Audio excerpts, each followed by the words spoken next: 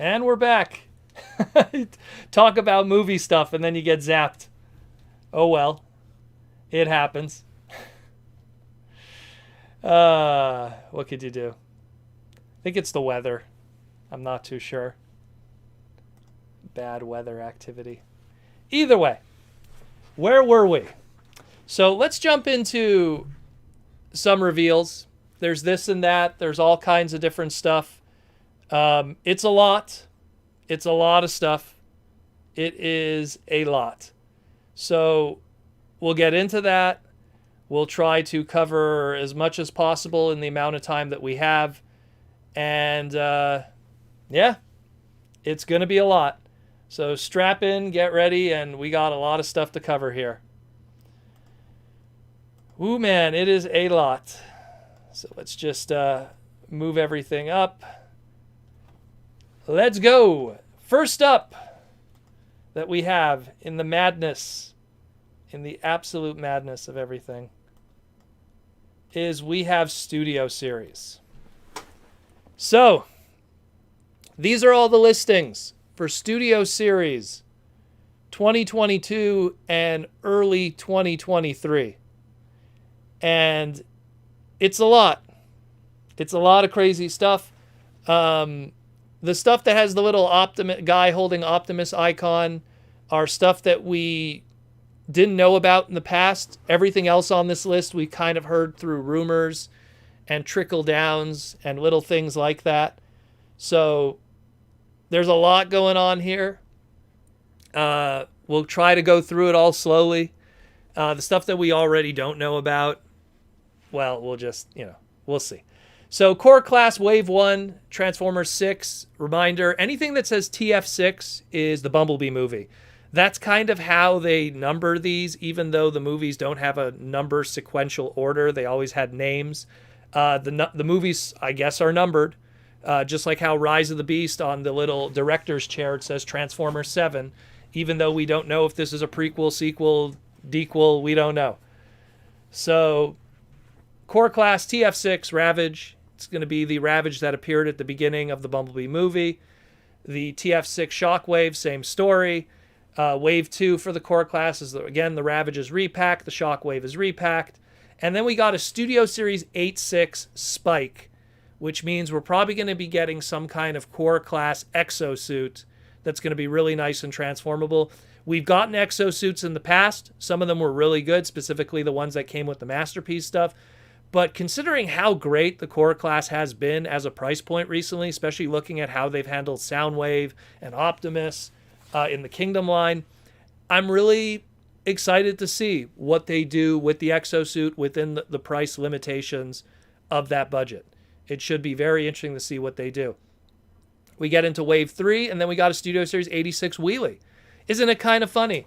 We have a exosuit figure that's the non-transformable with the Studio Series 86 Slug, aka Slag, and then we also had the same thing with Wheelie with Grimlock, both non-transformables stuck in a pose outside of their legs kind of thing and arms. Now we have transformable versions. So just like how impressive the Core Classes have been with Kingdom, I'm really curious how they're going to handle Wheelie. Is it going to be really reinventing the wheel and something that's really screen accurate, which would be really cool to see? We've had a lot of really good attempts in the past, both in third party and official. So it should be interesting to see where they go with that. But it will be cool. Michael Koo here, use the exosuit. It's funny, I actually have Daniel in exosuit on my desktop of my computer. It was gifted to me by Impossible Toys back in the day. He's like, hey, do you have a Daniel? Have a Daniel. But yeah. Then we have Studio Series 8.6 Ratchet. This is a weird one. I'm kind of confused on what this really is. Part of me feels it might just be a stand-in name, just like a cover name for what the actual product will be. Because, a small Core Class Studio Series 86 Ratchet for like his death scene, I guess. I don't know. Kind of weird, that one. I have my theories. I talked about it in the individual segment last week. You could go listen to it. Maybe it's Scalpel. I don't know. We'll see. And then we have Wave 4, again, a repack with the Wheelie. TF3, which is Dark of the Moon, the Laserbeak, which I think is much needed in that price point because his original toy, which was a deluxe class, was way too oversized and had tons of reports of breakage in the neck articulation. It really wasn't, I don't want to say it wasn't a good toy. It just wasn't a toy that made sense, I guess is the best way to put it. It didn't make sense in terms of scale, price point, and everything back then, where this kind of will make more sense. The question is, what is he going to turn into? That's the big question, because Laserbeak had a lot of interesting alt modes, both toy and in the movie. And then we got a Studio Series 86 Rumble. We knew about that one.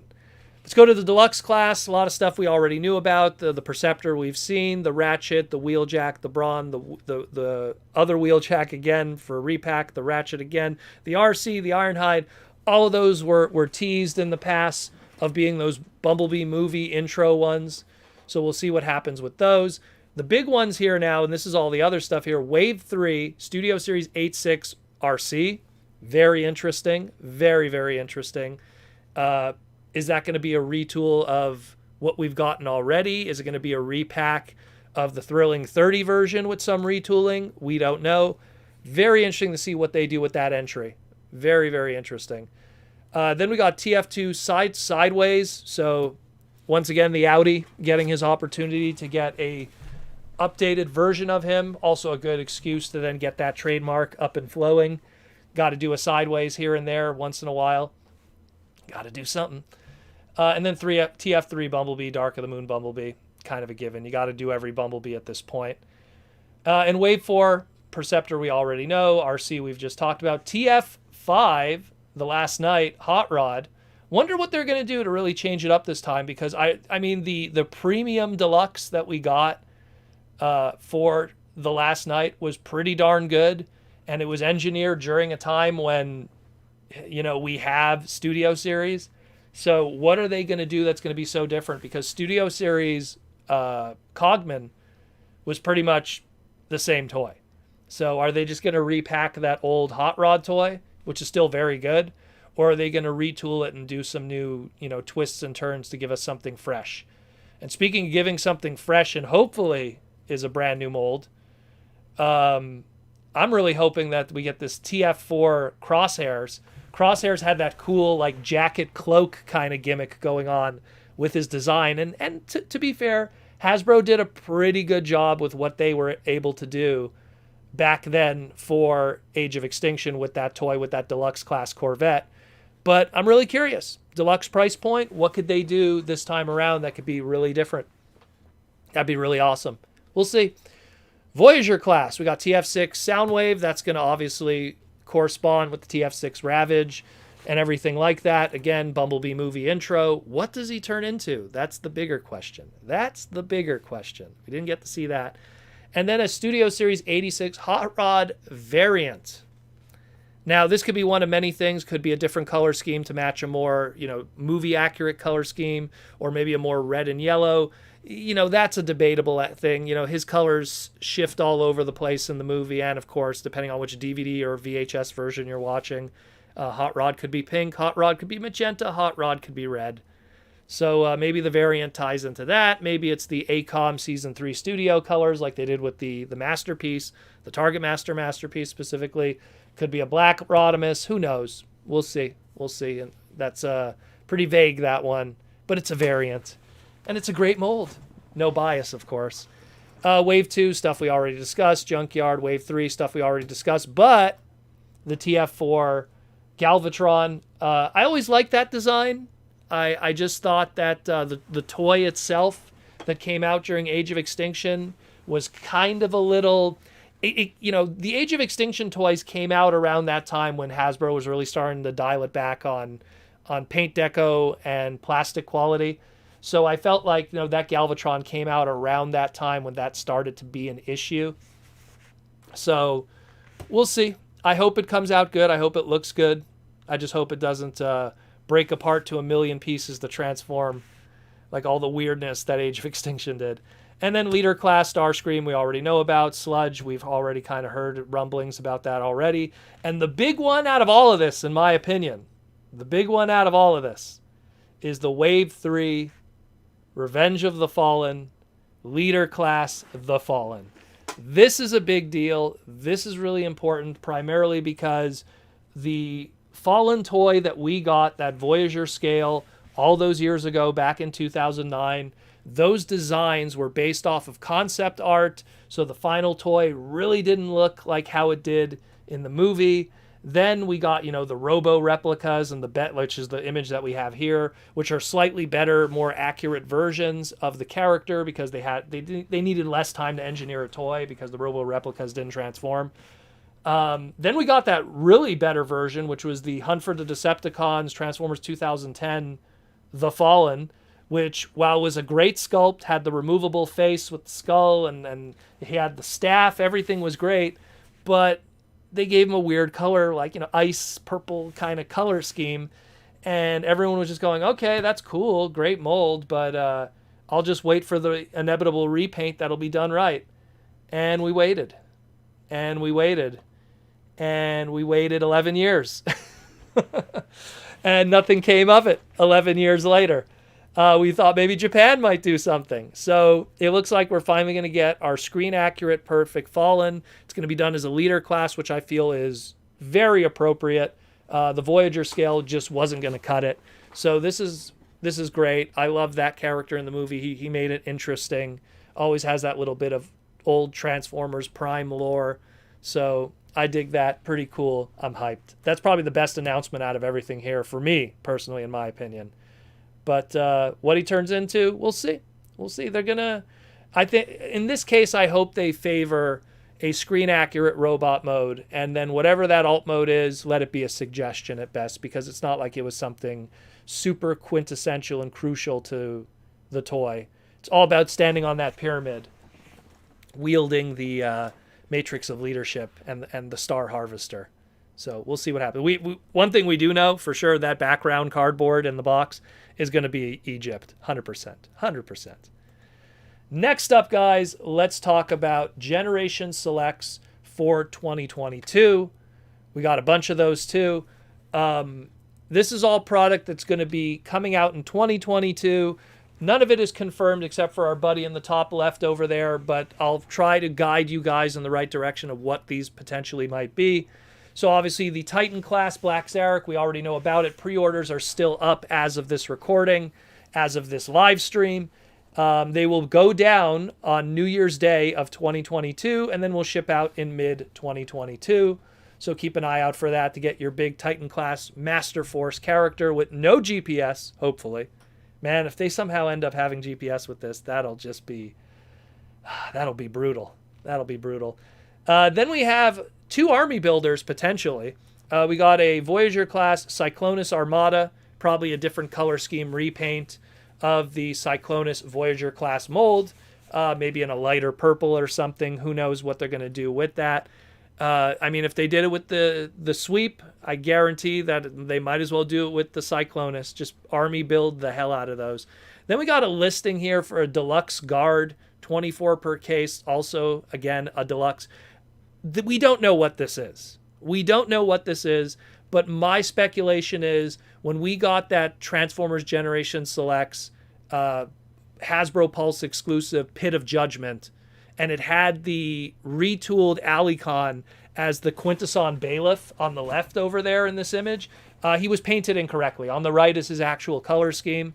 I think maybe they're just going to give us the correct color, and this is the Deluxe Quintesson Guard done proper. Just an assumption. He came with a new head sculpt, slight little sculpting on the body. It was different than the Alicon, just enough to make it interesting.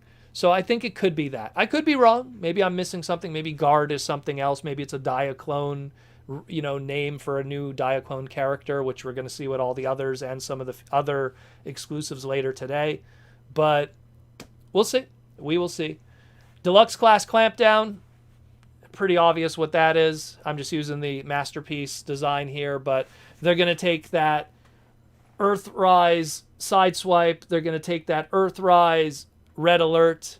They're going to take that Earth mode character version of them. And, yeah, we're going to get Clampdown. Not much more I can really say about that. And it's going to look in those colors, chances are. Deluxe lift ticket, same story. Originally a Diaclone color scheme from the Hoist mold, or the Hoist Robo back in the day. Was called lift ticket and given a color scheme like so for BotCon when they used the Thrilling 30 hoist for that version. And no surprise, they're going to take the Earthrise hoist. They're going to give it this color scheme. Maybe with a yellow on the back. Who knows how the gang molding will work, but probably yellow would be cool.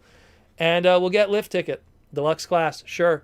And then what about his repaint buddy? What about Trailbreaker? Well, Trailbreaker, Deluxe DK3, aka DK3, Diacron DK3, the original Diacron back in the day, the blue repaint.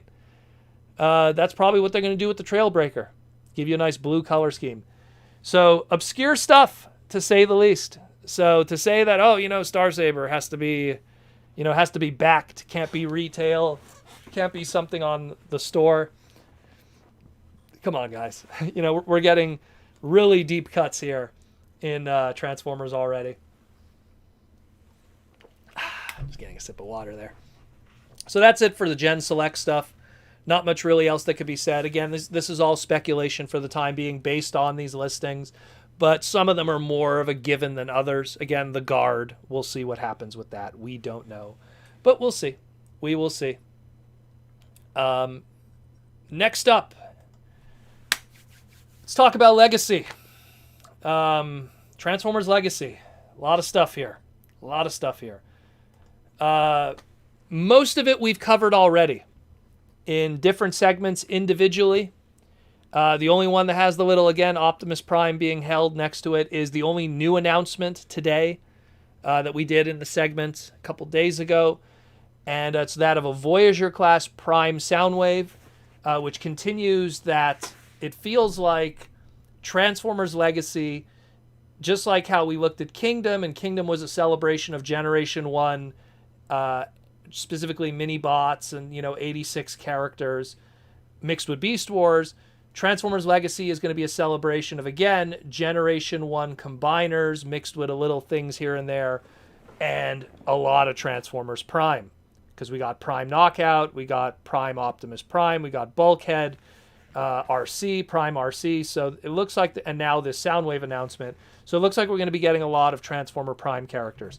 How they're going to be done is a different story. That's a completely different story. Aesthetically, I don't know. Like the difference between a Transformers Prime Bulkhead, a Transformers animated Bulkhead, and Transformers the movie Hound, which is pretty much Bulkhead, let's be real, is really just more an aesthetic change. So how they're going to tackle it with this should be very interesting. I'm very curious, especially the rumors that Transformers Prime, Optimus Prime, and Bulkhead are going to be partials of each other, which is really interesting. So it makes me really curious how they're going to go about all of this. I mean, just to go through it quickly again, Core Class, we got Skywarp, we got Hot Rod, we got Iguanus, we got Optimus Prime Repack, which is probably the Kingdom version, G2 Megatron, which is probably a G2 recoloration of the Kingdom Megatron Core Class. We got Shockwave, we got a Soundwave Repack from Kingdom, we got some, air quotes here, Energon Monster, and a Skullgrin, which I'm hoping is the Pretender shell. That would be really cool. Wave 3 is not complete because it's Legacy, and that is stuff that would bleed into 2023, so it's too far ahead to know everything completely for Wave 3. Deluxe class, we got G1 Skids, we got G1 Dragstrip, the Compatagon, the Stunticon limb. We got the Prime RC, like I mentioned. We got Kickback, so we got Insecticons in a Deluxe class, which is good news probably for the others in the future. We got Prime Knockout, more Primes. We got an Elita 1. Is it a repack or is it a brand new Elita 1? I'm kind of hoping it's a brand new one. That'd be pretty cool. We got Tarantulas, so something for the Beast Wars people. We got the other combiner limbs in that of Wild Rider for the Stunticons. Wave 3, we got Point Blank, one of my favorite characters in Transformer and one of the coolest guys in the Headmasters anime as Blanka from the Target Masters. We got Crankcase, we got that Energon Monster again, we got Dead End, yet another limb, and then a not complete yet Wave 4 with Breakdown and who knows whatever else is going to be there. So we got at least our Stunticons that'll be more or less complete. Voyager class, we got G1 Blaster, which is fantastic news. The bulkhead is going to be the Prime bulkhead, which is going to be a partial of the Optimus Prime one from the rumors we saw online. The Prime Soundwave is the new one that we just mentioned. G-Axis. Voyager class could be a retool, could be something brand new. I hope it's something brand new. That's just my personal take. Armada Starscream. Beast Wars Inferno, fantastic. Laser Optimus Prime, a.k.a. Laser Rod Optimus Prime if you're in Europe. This is going to come up again later on, this mold. It's going to be a brand new mold. Some people are saying it's a heavy retool of the Earthrise Optimus Prime. Could be. It'd be quite a retool, I'll tell you that much. But we'll see what happens with that. Package refresh, again, a Galvatron refreshed and put in the packaging again for leader class, along with Blitzwing. So it probably means that we're probably not going to see a Galvatron in Studio Series 86 if they're repackaging the Kingdom one here this late in already Wave 2 of Legacy. And then the Dragon Megatron, Beast Wars Season 3, Dragon Megatron, pretty hype stuff. Aaron Archer creation, so that's pretty cool. Hope to see more of that one. Again, I'm really curious about the aesthetic, like how they're going to go about that. Commander class Motormaster we knew about, and Titan class Cybertron Metroplex. Yeah, not a lot of new stuff here. Now let's get into everyone's favorite, store exclusives. Nothing lights up a chat on a Hasbro Pulse reveal like the announcement of store exclusives and the swearing and everything that goes with it. So let's talk about those store exclusives. I tried to give some visuals here for people too. So first we have Walgreens. Generations Legacy Deluxe Class Minerva. The assumption is they're probably taking whatever that Alita mold is and making that Minerva. We will see what happens with that. I'm very curious. I love the character of Minerva, so that should be pretty cool. Target exclusives. We have 2 red card exclusives that are deluxes. That's all we know. So use your imagination on what we're going to probably get that are deluxe class, and it'll be some kind of red card exclusives. There's 2 of them. So clearly the success of both T-Rex and that of the other ones that they'll potentially be doing. They want to do more. MPM Blackout. I guess we're getting a Masterpiece Blackout, so stay tuned for that. Not much more I could really say. Target exclusive. Interesting because I guess they're going to be the only way to get Masterpieces in the future outside of maybe like GameStop or EB Games in Canada. Whoever wants to still carry those high-end products that they don't want to get damaged. What a world to live in without Toys R Us, eh? Let's go into the Walmart exclusives. This is the one that's going to blow people. So they're going to be doing a new sub-series now that we don't have the Netflix stuff going on, the Netflix subline that is a Walmart exclusive. We're going to have the Velocitron kind of subline here, aka Speedia in Transformers. My favorite part of the Galaxy Force anime of Transformers, the racing planet. And at first I thought this was something that was going to maybe tie in with the IDW comic that's going to be coming out. But I guess not, judging by the cast, but could be wrong. But we'll see what happens. So we got Burnout. Burnout is yet again another Diaclone deep cut. We have on the right there, I'm showing the last time the Burnout character was used, which was a black repaint of the Skids mold. Again, because we are getting a Skids mold in Legacy, guess what Burnout's going to probably be based on? That brand new Skids mold, black repaint. We will see what happens. Road Rocket, again, a deluxe motorcycle. Well, if we're probably getting motorcycles at some point, specifically a Prime RC, you could probably retool that into Road Rocket. Road Rocket was also a speed bike in G2. I would not be surprised if that's the crossover with that. I liked Road Rocket. He was one of the laser cycles, cool character. Very curious to see what's going to happen, but probably going to use that RC mold then. We'll see. Then we got Blur. Now here's an interesting, what is Blur going to be? Is Blur going to be a repaint of something from Legacy that we've already discussed? Is Blur going to be just a repaint of one of the Blur molds we've already gotten from Studio Series? We don't know. Maybe it's going to be something that's more in tune with Armada blur. Who knows?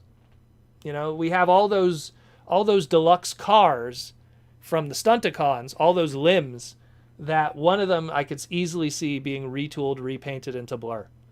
So we'll see what happens. Clampdown, again, another sideswipe, remold, retool. Not much really I could say about that. Not very exciting.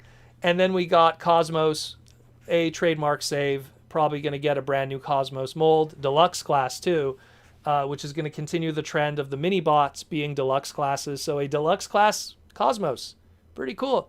I think the closest thing we ever got to a deluxe class Cosmos was the canceled Titanium's 6-inch that they were going to be doing, which is kind of a deluxe class in a lot of ways, I guess. Maybe a little in between Deluxe and Voyager.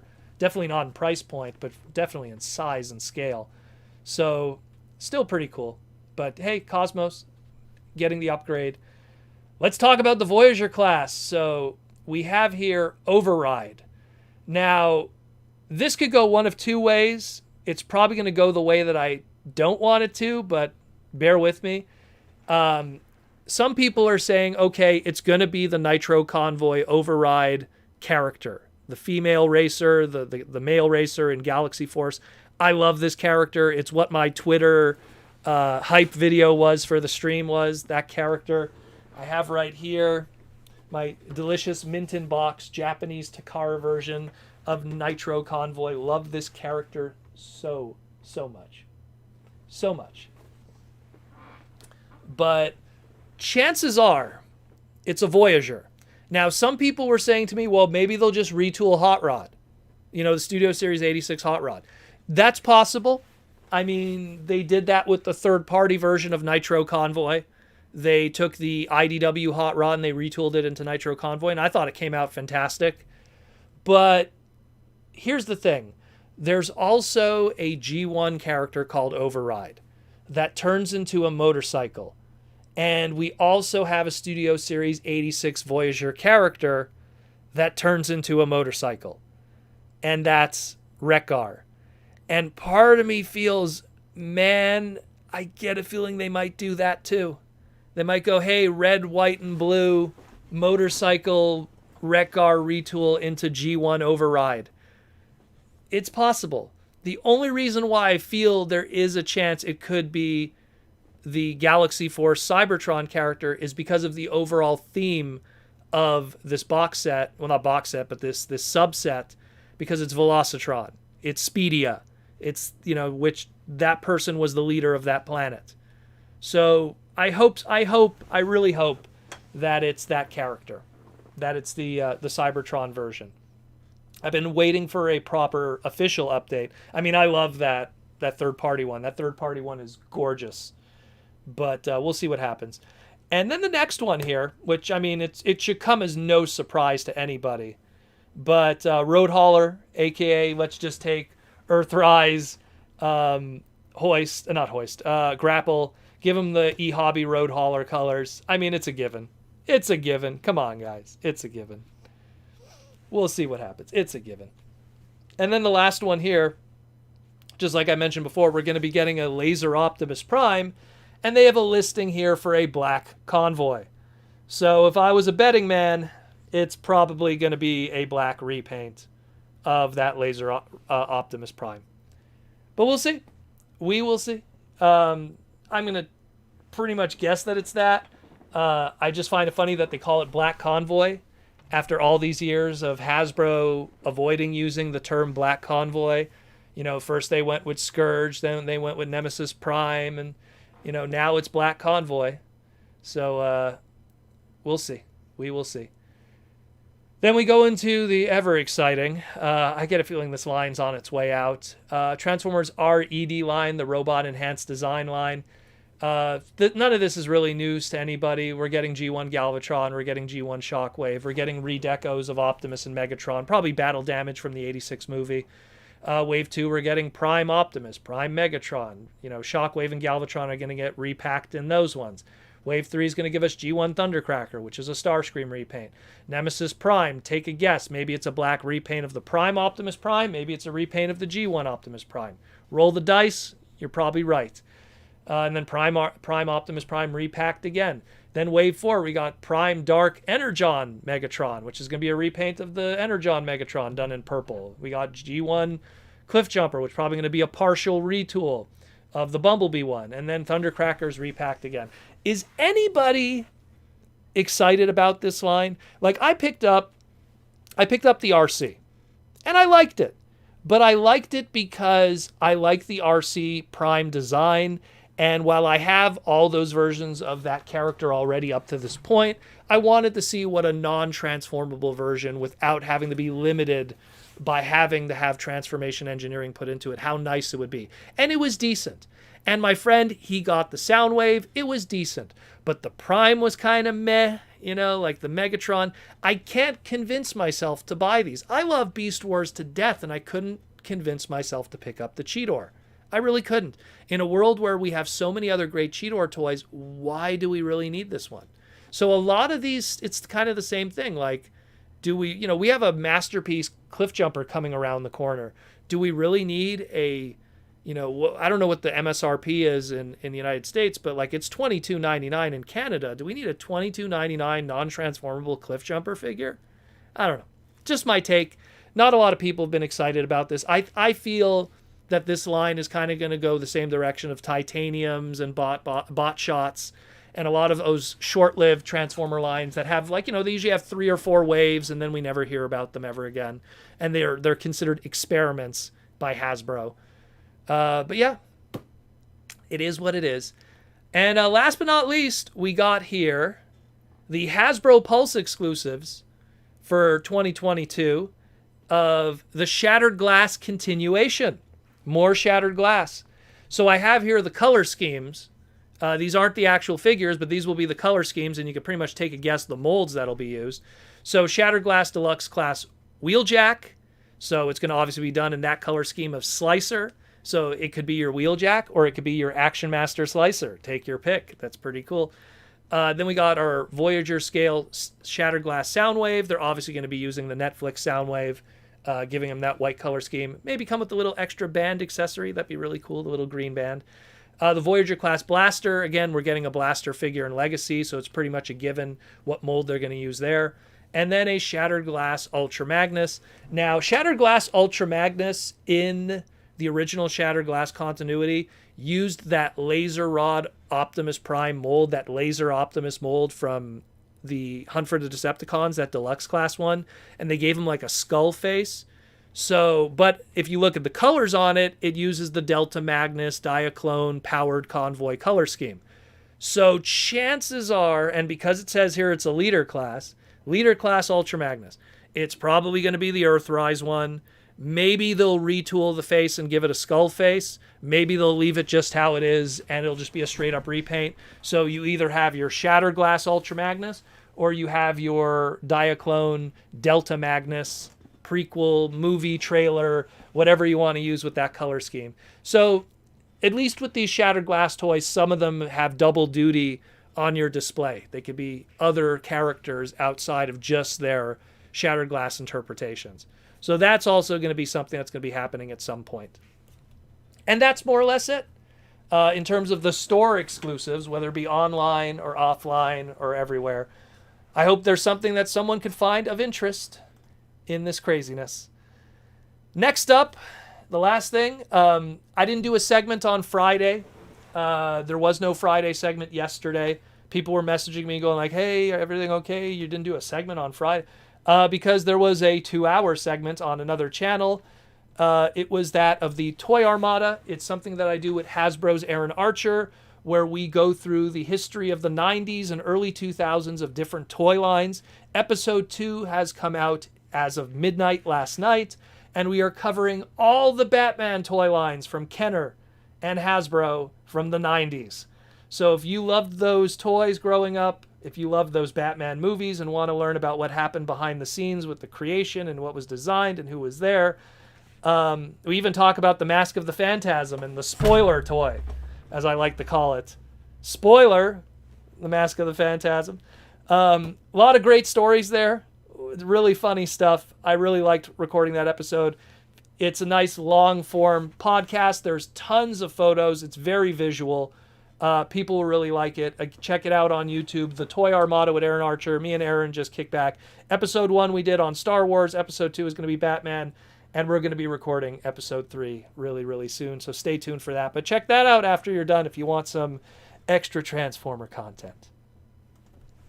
And that's it, pretty much. Just want to jump into our sponsors again. Hasbro and Symbiote Studios. Again, check it out with the plush, the pins, and the t-shirts. I'm doing the shark today and the shark over there. Primarily because, actually, maybe I'll bring in that segment too. I was not going to talk about it, but might as well. We were also going to be talking about some other Transformer news, but I'll bring it up here. Might as well. I have the slide. Let's pull it up. Why not? Why not, guys? Let's talk about some reissues. And that's why we have the shark from Symbiote Studios. There's going to be some reissues coming from Transformers. And more specifically, there's going to be Beast Wars Retro reissues. Wave 2. Clearly, Wave 1 was very successful. And Wave 2 is going to be a reality.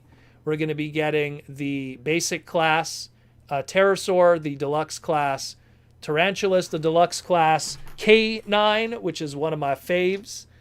And actually, the names are reversed there. Oops, mix that up. I'm a professional. And the deluxe class Cyber Shark, and that's why we're wearing the shark here today. Give it the shark action. We got the shark back there with Grimlock from Symbiote Studios. So these are specifically the K9 mold. I always tell people, like, you know, what is your favorite, like, what's your favorite non-show character toy from Beast Wars? I love K9 and Wolfang. I've loved those two toys since I got them back in 97, 90. I think I got K9 in 97. I got Wolfang in 96. I just love those molds. I always envisioned them like the Sideswipe and Sunstreaker of the Beast Wars world. Just two really cool characters. And I mean, it's a legitimate domestic dog Transformer, which is a rarity in Transformers. A super rarity. There's a lot of wolves. No dogs. So you could get your German Shepherd Transformer here. There's actually domesticated dogs in Rescue Bots, but that's a different story. I don't see anyone buying Rescue Bots. But this is a great toy. Cyber Shark is fantastic too. Another great one. He's one of the few Transformer toys that actually had a CG model made for him, and it was used in the commercials for Cyber Shark back in 1997. And of course, you know, hey, get your Tarantulas action on, get your Pterosaur action on. A lot of these also, I'm pretty sure, are trademark reasons. Like, not only did they pick these because they're awesome molds and it's a way to continue this whole line, but also, hey, you got to keep that Cyber Shark trademark. You want to, like, you know, keep that Tarantulas trademark and Pterosaur and everything like that. So when they come out, pick them up, man. I'm kind of curious, are they going to be different from the others? Because a lot of the other reissues have had little differences from the originals. I mean, if K9 actually has a big difference, I'm going to end up buying a K9 toy again. Almost tempted just to have it carded. I don't know. I love that mold. What a great mold. The way it stores the missiles, the way it stores the shield, the gun. Like, just a great figure. Such a missed opportunity to be used for the show. I can't gush out enough about K9. What a great figure. What a great figure. And the Wolfang version too, but the K9 one is a little better. And amazingly, both of them, they're not just straight up repaints of each other. They're actually like redecos and resculpts. There are different sculpts between the two. And last reissue we're going to talk about here today is Takara Tomy has announced that in time for the Beast Wars Rise of the Beast movie in 2022, you're going to be getting a reissue of MP32 Convoy, aka Optimus Primal. I can't gush enough about this mold. All of the Masterpiece Beast Wars stuff have knocked it out of the park, and Primal is incredible. He has the light up eyes. He is about as show accurate as it gets. You can't even, there's nothing better. There is nothing better than this thing. Such a great figure. It's only $20 more than what it was back in 2014. So only a slight price increase. It's going to be 16,000 yen, which is about $140. Originally, it was 14,000 yen, which was $120. But again, we're talking like a 7-year difference here, so there was a little bit of an inflation increase, I guess. But considering what the secondary market was asking for this guy for the longest time, going as high as $300, check out the old Transformer Slag podcast finance segment on that, the Transformer finance segment about Primal. Man, oh man, he was going for big money at one point because he was in demand. Now you can get him cheaper. He looks great. Easily one of the best Masterpiece toys. I have 2 of them. That's how much I love it. I couldn't decide on which alt mode. I decided to get 2. Maybe you might want to also. Anyways, check that out. Pre-orders aren't up yet. I think Big Bad Toy Store and TF Source has something up, but the price might not be accurate. They might change it later on. But if you haven't got it, get it. Get it. You will regret it because people didn't get it the first time, and this thing jacked up $300 in the secondary market. And I know it. And look, I'm telling you guys, when that Beast Wars movie comes out, it's going to create a whole new audience of people that are going to be like, oh man, I loved Beast Wars. I grew up on that. I want to buy Beast Wars. And then it's going to create an influx of people that are going to be buying that product. So if you didn't get it then, it's going to be a headache later. So just keep that in mind. Just, put that in the back. So again, that's why we're talking about sharks, because of those reissues. So Symbiote Studios, check them out, symbiotestudios.com, get their plush. There's more coming in the near future, of course. San Diego Comic-Con exclusive, convention exclusive Unicron is also going to be available. If there is none left over, it might also be on the website, but no promises. No promises. He's a big boy. So that's also going to be an exclusive too to SDCC, a nice big convention exclusive from Symbiote Studios and Hasbro. So definitely check that out. And that's it, guys. That's it for the news, more or less. That's it for the news. Michael Kuz has just pre-ordered from Big Bat Toy Store, $149.99. There you go. And who knows, they might adjust the pre-order later on because it's still kind of early. We do not know, but we'll see what happens. We'll see what happens with it. But again, I look at my Masterpiece display of Beast Wars with Tigatron and all of them, and I know it later on, it's going to be crazy later on because it's the same thing. I look at Dinobot and I look at Tigatron and I go oh man, when those guys go out of print and they become really hard to get, those are going to be $500 figures. I know it. It's just because the way the market is, and because we have a Beast Wars movie coming up next year, the market's going to be stupid. People are going to adjust the prices to meet that demand, and it's going to get crazy. It's going to get crazy.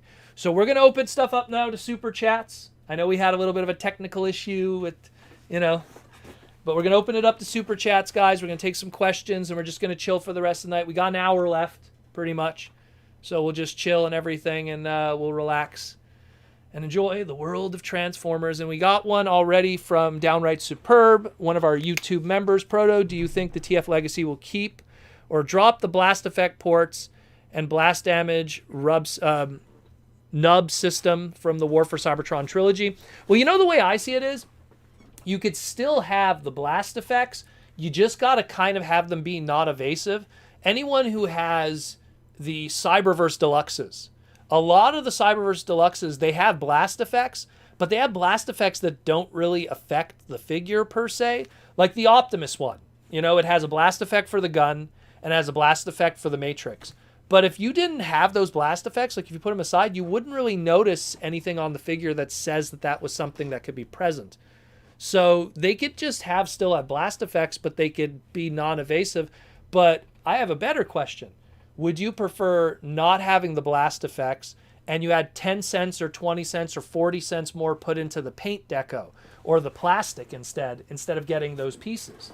Would you prefer a more solid figure and not have those included with it? And if you wanted blast effects, they could do like they've already done in the past with, what was it called there? The Tyrannicus, whatever, Trianicus. Those little box sets that'll just have a whole bunch of blast effects. Or when you buy a commander class, it'll have a whole bunch of them like Jetfire or something. So that's the way I kind of see it. You could kind of not have it included, and instead you could put the budget of not including that towards a better figure, and then we could get those effects through other means later on. Because, look, there's some people that don't want to have them displayed with that. It just kind of, look, it all kind of just sits in a thing for me. Now, granted, I also use it for photography, but in my displays, I don't display them with it. You know, they just kind of sit in a little thing that I just use for photography. You know, I'll take a figure and I'll want to like have them with the blast effects and everything. So that's one way. That's one way that I could see them doing it.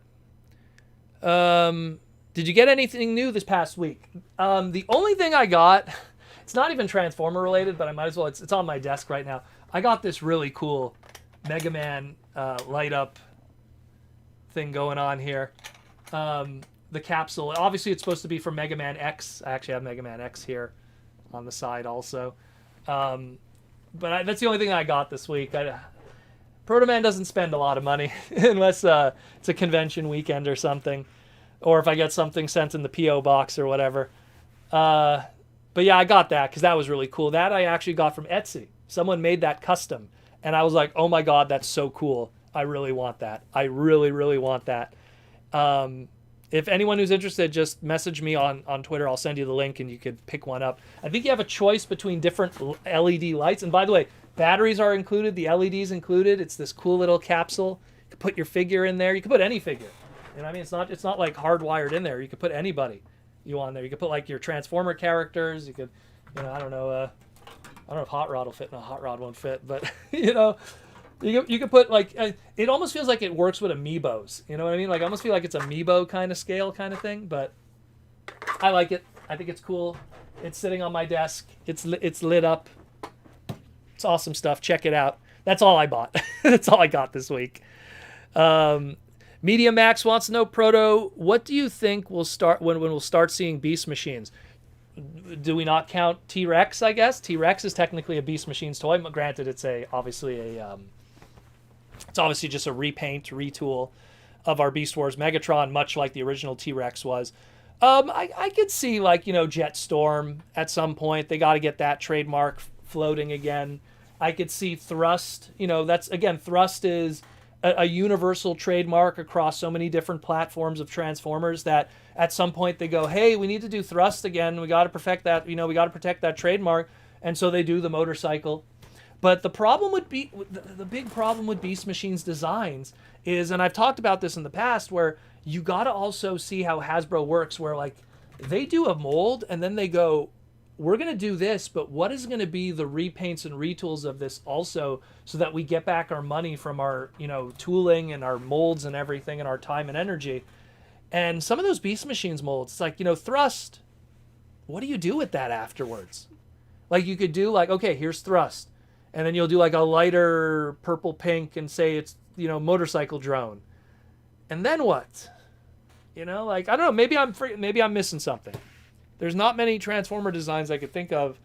You know, like you could do, I don't know, some Cybertron designs or, I don't know. It's a tough one. It's a tough one with some of those Beast Machines designs. Obviously, like Cheetor's a lot easier and some of those, but, I mean, hey, we're getting Dragon Megatron. If that leader class Dragon Megatron comes with a control helmet, it's kind of Beast Machines. Kinda. Maybe, you know, like imagine if we got Mega Head Megatron. You know, like what do you do with that afterwards? You know, what do you do with that? There's not many things you could repaint it into afterwards. And that mold, the original one, got like 3 repaints. 3 confusing repaints. We got a super chat from Detective Ferret. Detective Ferret wants to know, do you think we will ever reissued Unicron trilogy figures, and will Masterpiece ever move out of G1 and Beast Wars? The number one voted non-Masterpiece, non-Beast Wars G1 figure has been Armada Micron Optimus Prime. I would not be surprised if at some point when we do venture outside of Masterpiece G1 and Beast Wars, that's going to be the first thing. It's going to be Armada Optimus Prime, because Armada Micron did extremely well in Japan. It did well here too. It did, you know, love or hate that series, it was very financially successful. People loved the mini cons. They loved the gimmick. It was very successful. And in Japan, it was even more successful. Mini cons stuck around for like another 10 years afterwards because they were so collectible and cool and fun, you know. So I think that we'll probably see an Armada Optimus Prime. That'll be the first one, because they always do these votings, and you always see Micron Comboy is always on that voting very high. To answer your first part of your question, Unicron Trilogy reissues, I mean, I'd like that personally. I think the only time we ever see reissues is, like I mentioned, like they'll take an old Minicon mold and they'll like reissue it. I think it would be cool.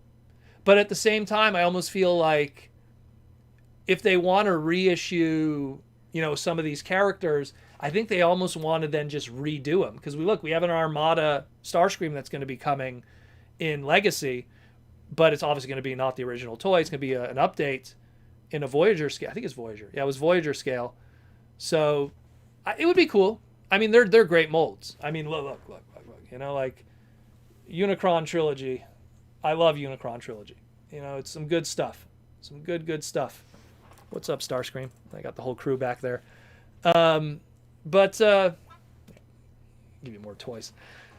You know, we'll see. We'll see. I mean, I would like it. So the only part about it that makes me worried, and it's the same problem that we have with the Beast Wars reissues, is the Beast Wars reissues, they came out today, and Hasbro was like, ooh, this Deluxe class, it's too good for Deluxe class.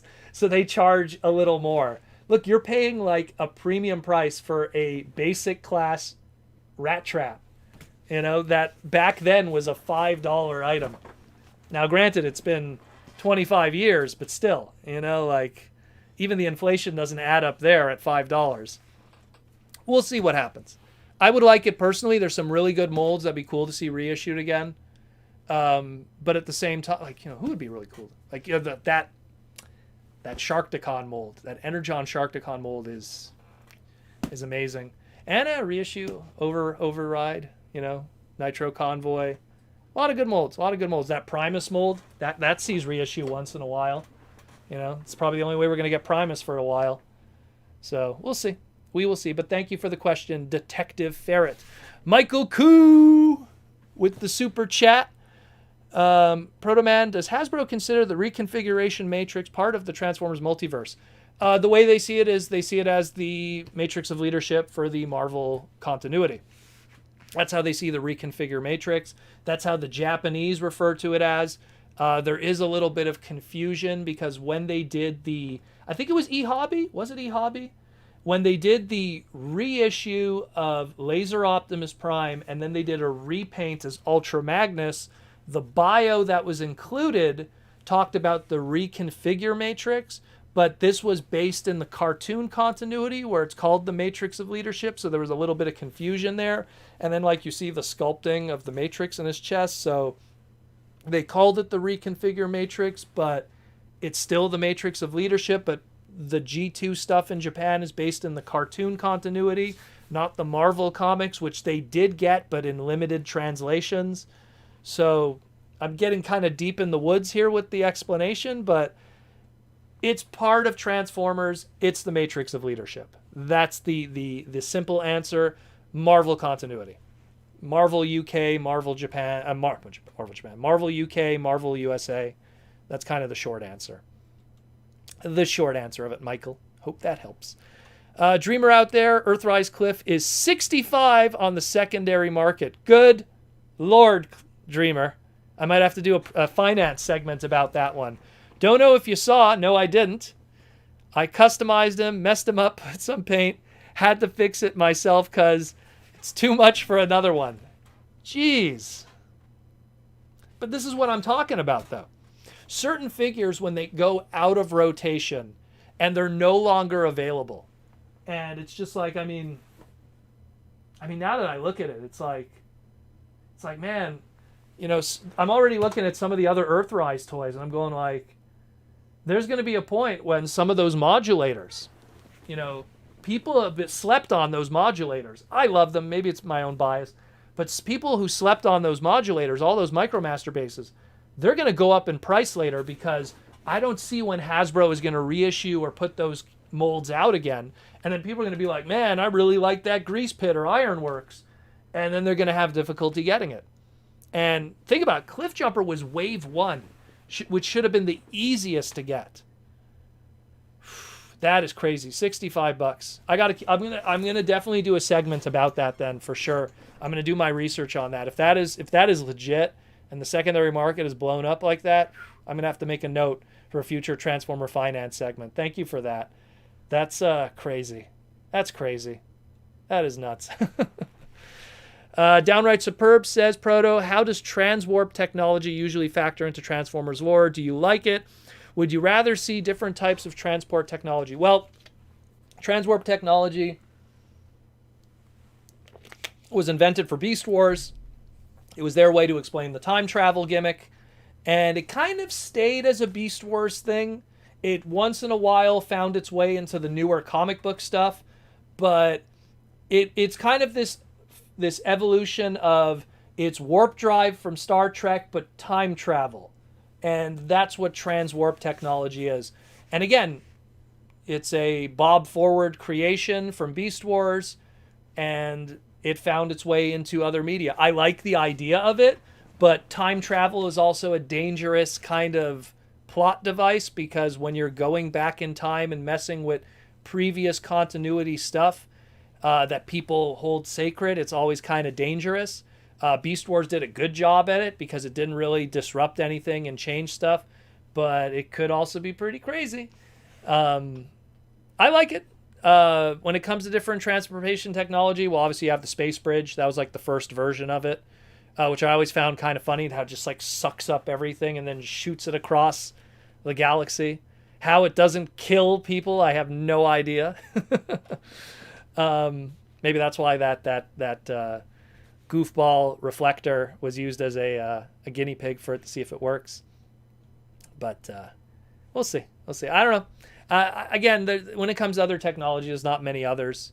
You know, like I know that Armada had some kind of like bending space warp drive technology that the mini-cons used to get away from the war in the first episode. Like they used some kind of weird effect or like bent time and space, and then that's how they ended up on Earth, and they crashed on the moon and stuff. You know, Transformers has always played with that idea. I think my least favorite form is the movie stuff where it's like, oh, they totally became meteorites and traveled. That I'm not a fan of. That one's kind of crazy. Yeah. Optimus Prime like clicking his heels and flying back to Cybertron with his boosters and then getting frozen in space. Come on, bro. But yeah, that's a few. Media Max Proto, what are the odds of Transformers and Spooderman getting a crossover? I guess you mean the Marveler, aka Leo Pardon. Hasbro does have the Marvel stuff, but I don't know. But then you're talking also Hasbro dancing with Disney, and I feel that that's a relationship that they want to keep at arm's length. You know what I mean? I think that Transformers and Disney are going to try to... I think in the future they're going to see themselves more as rivals than they will as partners. Because Disney, if they did have the opportunity to manufacture their own toys successfully, they probably wouldn't rely on Hasbro. And I know that Disney is also one of those companies that would love to buy Hasbro and own them. Because Disney princess toys are made with Hasbro. The Star Wars toys are made with Hasbro. The Marvel toys are made with Hasbro. I wouldn't be surprised if other future brands, whether it be Wreck-It Ralph or, you know, God, I'm trying to think of some others, you know. What was that one there that they did? Rhea. Like, I think those were Hasbro toys too. Like, they would just love to just own them and not have to worry about, you know, paying the overhead and everything to get them to manufacture their toys and stuff, so... We will see. Mind you, there's licensing too. There's a whole bunch of stuff. They pay them. Again, it's a partnership, but I see them being rivals too in a lot of ways. WTF, it's Juan. How you doing, Juan? Nice to see you again. Hey, Proto, would you only collect from MP or Generations? Because I'm thinking for going MP and dropping the Generations line. Let me tell you something, Juan. You are not the first person that I know to do this. I had a lot of people that I know, very close friends in the fandom, that around the time when third party really started to pick up on doing like masterpiece scale stuff, They just sold all their classics, universe, generation scale stuff, and they're like, I'm just focusing on Masterpiece scale. But they were focused on Masterpiece scale, including third party, because their logic was, yeah, Takara's probably never going to make a point blank Masterpiece or this character, that character, but I could get my fix with those third party companies for my display. So it's something where if you do want to go that route, the one warning that I'll say is you're going to have to include third party if you want to get some of those key characters in your display. Because when are you going to get a Chrome Dome? You know, like, yeah, maybe 5 years from now we'll get Chrome Dome. But are you going to get, you know, I don't think they're going to do like Brainstorm or, you know, or God, like even the Decepticon ones. Why would they do like Weird Wolf or Mind Wipe? Like that's where you have to just keep that in mind. Where if you're going to go Masterpiece, you're going to get better quality per unit. Like, you know, I love Masterpiece figures. I think they're fantastic. After I get them, it kind of makes it more difficult for me to be excited about lower tier versions of those characters. You know, after you get Masterpiece RC, it's just like, yeah, you know, or Masterpiece Tigatron. I mean, they're probably still really good, you know, versions for what they are in terms of the price point and the mastery of the budget and making those price points. But at the same time, keep in mind, you're going to close yourself off to what characters. Because if you're someone that's like if you're someone like me, that's like, man, I'm going to only collect Masterpiece, but two of my favorite Transformer characters are Nitro Convoy and Road King from Master Force. Unless I'm going third party, that's never going to happen. You know, that's never going to happen.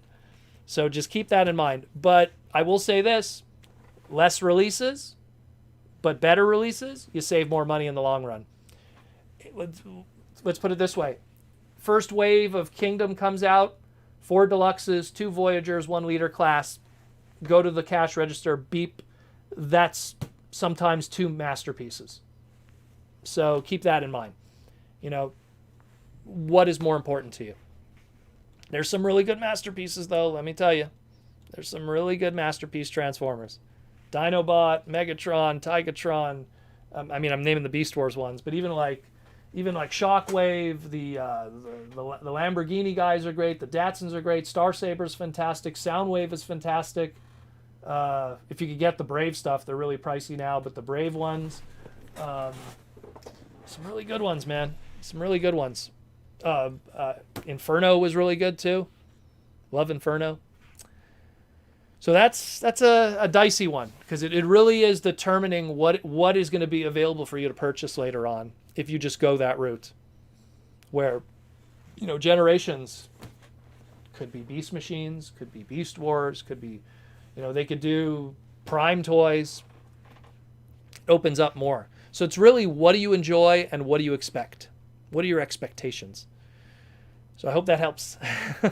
Media Max, I just want everybody at Hasbro to know that that I don't like the aesthetic of the Unicron trilogy or any live action movie. Unicron trilogy has too much of a Sentai vibe. This isn't nostalgia bias. Well, that's also two different design teams. The Unicron trilogy stuff was primarily Japan with, oh my God, Yuki Oshima and trying to remember who else was, because Aaron Archer has all these great photos when they were developing Armada, and it was the whole crew. I think Yoke-san was with them at the time, but I think he's retired since then. Where the movie stuff, you're talking a whole bunch of different animals that worked on the movie stuff from a Western standpoint. That's why the movie aesthetic is so drastically different than the Unicron trilogy, because it's Japanese aesthetic versus the Western aesthetic. Or as I call it, United States mecha. USA mecha. Look at Ed 209 or RoboCop 2. You'll know exactly what I'm talking about. Stinkfist 69. Come on, Proto. You never have Starscream behind. You know he has to backstab. Actually, he's there. He's there. There he is. He's chilling over there. Everyone's trying to fit everybody. I try to rotate it once in a while. I wanted to put the shark today, just because we have a shark in our news, and the shark is cool. Get that shark from Symbiote Studios. Cool shark. We're gonna be seeing more plush in the future, so stay tuned for that too. Let's see, Proto from Downright Superb. Proto, if you had kids, how would you introduce them to the Transformers brand, and how would you introduce them to your own physical collection? So here's the thing. My father's a toy collector. I grew up around toys that weren't mine, that were my dad's. And my dad taught me at a young age how to be good with things, how to not just, smash things together and stuff. Number one, I won't force them into the hobby.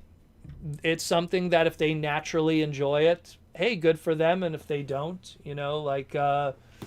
enjoy your Fortnite or whatever it'll be. Enjoy whatever you'll be your cell phone game du jour. I have a lot of friends that have kids, and the one thing that I see is they get into it at first because daddy's into it, and then they kind of just do their own thing. I have one friend, the kid was into Transformers at first, and then he got really into wrestling, and now he's into cell phone games. It's the unfortunate truth. You know what? It's kind of like if you had a dad who was very old-fashioned and liked fishing. That wasn't my dad, but if he was really into fishing or if he was really into sports, and which was stuff from his childhood, and you just didn't care about that. You were into video games, or you were into your Transformers, G.I. Joe, Power Rangers, Ninja Turtles, and to him it was weird. We're going to probably experience that too. But I'm just going to let it naturally happen.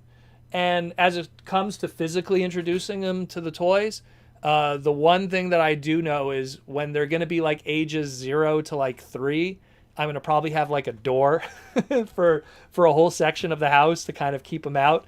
Because my nightmare scenario is I come home and they're like playing with like Lucky Draw Rodimus and it gets broken in half.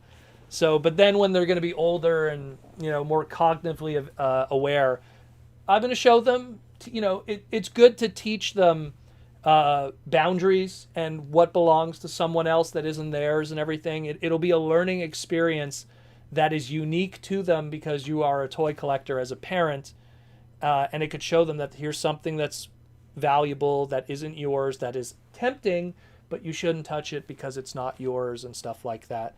And I learned that from my dad, who was a toy collector. There's a great video on YouTube, type Proto Man Father's Day Special or something, where it's me and my dad and we talk about his toy collection, his crazy toy collection.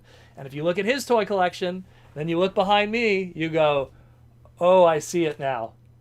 Glass cases, lights, you're going to see parallels. Replace all these Transformers with die-cast cars from the 50s and the 60s and the 70s. And you're going to be like, oh, okay, I get it now. So I had that experience myself, having a parent that was a huge toy collector. Huge toy collector. Good question, Downright. Good question. Let's see what's next. Michael Koo says to the Hasbro folks, please consider reissuing Earthrise Cliffjumper. Well, when you think about it, I mean, they've been giving us that mold like crazy, though. So they're probably being like, really, guys? Like, we gave you that mold how many times now? Well, what was the last one? The 4-pack with the buzzworthy Bumblebee? It's more just you want it in red, obviously. Maybe give it a different shade of red. Maybe more Fluoro-Deary accurate instead of that more darker maroon. I don't know. Give it one more go. One more go. Put it in the buzzworthy Bumblebee line. Make it a 2-pack or something. Make it a 4-pack and finally give people that Volkswagen Beetle a cliff jumper with a slightly different red and do tap out and glyph. Give people tap out and glyph. Make that a 4-pack. People would love that. I know. And that'd be Worlds Collide Part 2. People would love that. Axiom Nexus. Oh, people would love that. I know I would. Maybe it's just a bias, but I'd love that. And they just did that Valentine's Day special. That would have been perfect, too, around that time with that comic. Anyways. Pipe dreaming. That would have been cool. Downright Superb says, Proto, do you own any stock in Hasbro? I'd be willing to donate to make you the top shareholder. I do not have any stock in Hasbro. Oddly enough, my parents own stock in Nintendo, oddly enough, and they bought it many years ago at a suggestion from my cousin, which is crazy. So I can only imagine what that's worth today. Don't own stock in Hasbro. I'll be honest with you, probably not a good time to buy Hasbro stock. It would have been probably better when the big V happened in 2020. My sister and her boyfriend are huge stock traders up and down. And Hasbro, it's kind of all over the place. I'm not a stockholder. I do get to go in on stock meetings for other reasons when they do the stockholder meetings and stuff. The ones that they afterwards publish publicly on TFW 2005 and everything. Unfortunately, stockholders don't really get much of a say, unfortunately. It wouldn't really change much. The only way that things would change is maybe from a marketing level or something, or designer level. But even then, those are sometimes short-lived, revolving door in a lot of ways. We got a super chat from Michael Koo. With Hasbro doing Victory Leo and Victory Saber for HasLab, are the trademarks, are they now trademarks Hasbro will keep? Well, they're trademarks that Hasbro have right now. They are registered. More specifically, at the moment, just Victory Saber. Not Victory Leo and not Star Saber. Just Victory Saber. So, I don't know. Those other two are not trademarked right now. It's just I think that they just have the Victory Saber one, and maybe in 4 years from now, they'll do a PVC, or they'll do like a little figure, or they'll do a tiny turbo changer, or I don't know, a Creo, if they still want to do Creos with Universal Studios. They have 4 years, They did this one. Now they have 4 years. Then they refresh it. Then they got another 4 years to put something else out. So that's almost 8 to 9 years to do something else afterwards. But that'll be just Victory Saber, unfortunately. Media Max says, are there any specific Transformer toy policies or legalities that are directly affect the North American market? Guns! That's the first one. Guns, guns, guns. I had this conversation on the Discord not too long ago. They released the water gun Generation 1 Megatron in Japan, and it literally is like no orange cap or anything. It's a water gun that looks like G1 Megatron, and it's totally legal in Japan. But that's because it's two different cultures. Japan and guns are separated like crazy. Cops don't even have guns in Japan. So if a kid's running around with a Walter P-38 from World War II, the Japanese guy knows it's pretty much a given it's not real. That's the first one. Guns is a big problem. That's why we have our tank Megatrons. That's why we have our upside down shockwaves. That's why we have our submarine mode 6 shots. I could go on and on. Another toy policy is once in a while, and we don't see that as much today because now there's much more synergy between Hasbro and Takara when they create products. But a lot of times in the past, certain toys would have much sharper edges in the Japanese versions, but the American versions, they'd be rounded off. It kind of ended with Cybertron, I want to say, where a lot of the swords, like, what's the name, Wing Saber, aka Sonic Bomber in the Galaxy Force version, his blades were chrome in the Japanese version, and they had a very sharp tip to them, but when it was brought over, they rounded off the tip, and they made it just like a solid ABS plastic, which wasn't as sharp. And there's a lot of examples of that. I mean, same thing with the smokestacks for years. Optimus Prime had long smokestacks in Japan, but they would make them short here because they would worry that they would break off and then they could be choking hazards.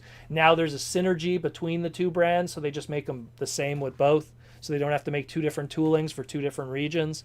There's always that. Then there's drop tests. Why did we not get Fortress Maximus, the original G1 toy, reissued over here?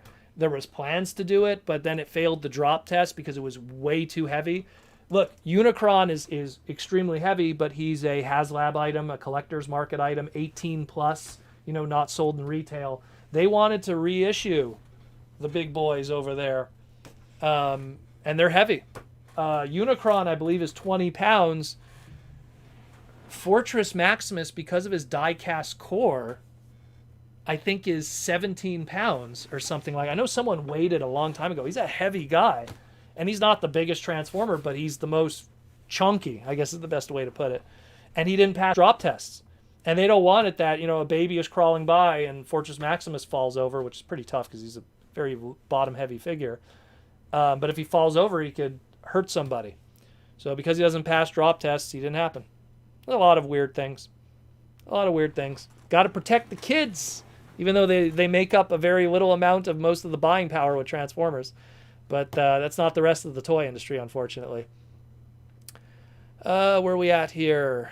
Michael Koo, with kids, you stop getting freaked out from My Little Pony and stuff like that. You know what? If my son likes My Little Pony, good luck to you, son. Good luck to you. Hopefully you'll grow out of it. My sister, growing up with me, loved boys' toys, and that didn't make her, not feminine. So she loved playing with boys' toys. Proto, we will ever get a toy line that even resembles the Alternators line ever again. I wish. Closest we have today is movie stuff, unfortunately. I love the Alternators line. I love that line. Love it to death. Love Vinyl Tech, Alternators. It evolved into what was Kiss Play and then Alternity. And what was it called there? They did, Human Alliance, which was kind of like Alternators in a sense because it had interiors. But there's nothing really like that today outside of the odd movie toy, unfortunately. Now it's like if you want a nice, cool die-cast Transformer like Jada has the license for Transformer movie stuff. You just buy those, and then you buy like a 1x24 scale Corvette, what's his name? Corvette Crosshairs or Hot Rod, and then you just have that, but it doesn't transform, unfortunately. Proto, what's the... did I miss the other one? No, okay. Media Max says, Proto, what's the deal with Transformer gender? Is it impossible for Transformers to be gay? Are there trans Transformers? I don't know. The gender thing, people always say gender implies, like there was... Oh my God, what was his name? There was a guy at TFCon 15 years ago who was having this vehement argument with Derek Wyatt and someone else. And he was saying how Transformers have to have sex because gender only exists for procreation. And he was vehement about it, and just sitting back, and this was the Quest Bar, the old TFCon location back in the day, like pre-2010. And he was just vehement on. To me, look, here's the way I see it, right? The gender thing exists because they want to make Transformer characters relatable, so they make them that they could be both genders. Genders lead to certain voices, body types, and character development. So if you're a tomboy girl, there's a Transformer character that's a tomboy girl that isn't the traditional pink RC, like Strong Arm, for example, from Robots in Disguise 2.0. The gender thing, I feel, exists more from a storytelling standpoint than it exists for the deeper, there's relationships, but they're not relationships like we as humans perceive relationships, where there's an evolution. You meet, boy meets girl and boy fall in love, boy and girl get married, boy and girl have children are born, they take care of the child. That doesn't exist in a race of robots that live millions of years. So, who don't have, there was in Transformers, they talked about budding. The idea that, Transformers could build other Transformers. Does that make them their father, in a lot of ways? Is Wheeljack the father of Grimlock? Does Grimlock see Wheeljack as his father?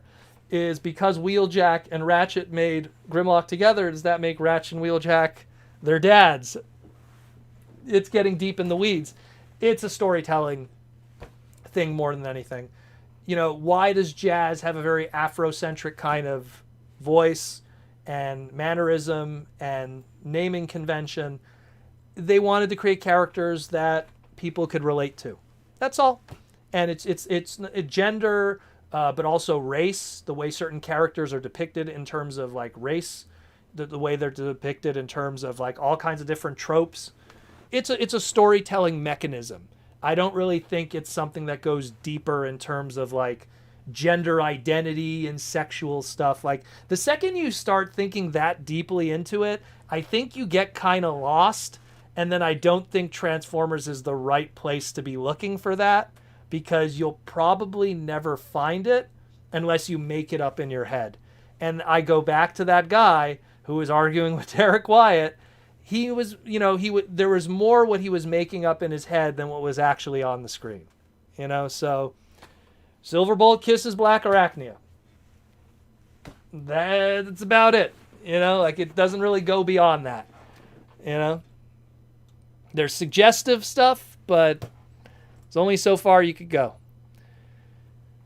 Where are we at here? Kids need to live a little. Our society to become a helicopter parenting. Kids, there was this great thing where they were talking about how it's better to have kids younger, because when you're younger, you tend to be more absent-minded with your child. But when you're more absent-minded with your child, the child ends up making its own mistakes and growing up and not being, coddled, and they end up becoming more successful. They found that children that were helicopter parented their whole life, they usually have difficulty in the workplace later on and being assertive and stuff. So I don't want to get into that crazy stuff. It's a whole other story. For IDW, ask your local comic book store if they still going to order future issues. Why IDW is leaving Diamond. I'd have to talk to my comic book guy. Shout out to the very awesome Mark the Comic Hunter in Montreal. Easily the #1 comic book store in Montreal. Huge place. Amazing store. I'd have to talk to him. I haven't seen him in... When was Free Comic Book Day? It was like a month ago. That was the last time I saw him because of COVID and everything. I'm trying to... The big V. I shouldn't have said that word. Trying to keep it on the down low. So that's why they don't have cockpits. I don't know what the conversation is there. Some of them do. Transformers Divorce Court, Wheeljack and Ratchet fight over the custody of Grimlock. Again, it's you get deep into the weeds of it. You know what I mean? When you think too deeply about it, then it's like, at that point you got to turn off your brain sometimes with some of this stuff. With the new engineering, it would be pretty cool if we could get Transformers animated updates of figures. I would love that. Combining Jetfire. I would love that more because that's a Gal Geiger homage. I would love more animated stuff. Hasbro has a weird relationship with animated. In Netflix, Black Arachnia kissed Airraiser. Ironically. I think people were reading too much into it. Oh my god, Black Arachnia kissed Airraiser. And Rat Trap kissed Rhinox. My hero. Read the room. Sometimes people read too much into things.